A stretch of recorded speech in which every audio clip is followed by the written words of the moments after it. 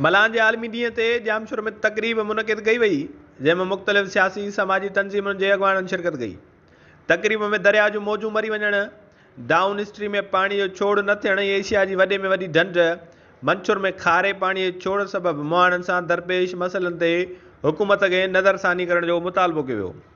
उन ई मौक़े ते अॻवाननि चयो त दरिया ऐं समुंड जा बादशाह मुहाणा मसइलनि खे मुंहुं ॾेई रहिया आहिनि।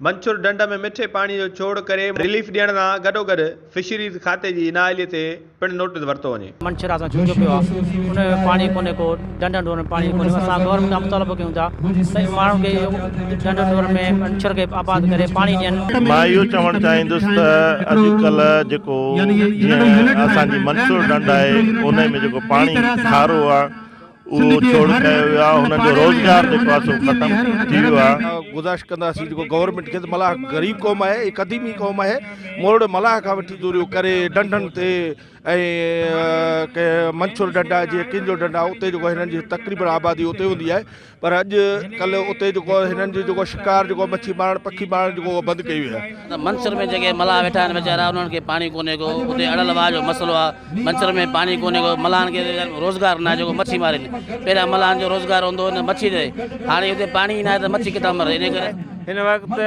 सिंधु दरिया में भी पाणी कोन्हे, जे करे जे करे असांजा मलाह बेरोज़गार थी चुका आहिनि, मुश्किलात जी ज़िंदगी गुज़ारे रहिया आहिनि। उन जे लाइ असां सिंध गवर्नमेंट खां, वफ़ा गवर्नमेंट खां इहा अपील कंदासीं त असांजे मलाहनि जे ज़िंदगी लाइ सोचियो वञे। असांजे मंछुर जे अंदरि जेको असां मंछुर जे मलाहनि सां जेका नाजाइज़ी पई थिए, जेको खारे पाणी जो छोड़ कयो वियो, ज़हरीलो पाणी सॼो उन्हनि खे बेरोज़गार कयो वियो।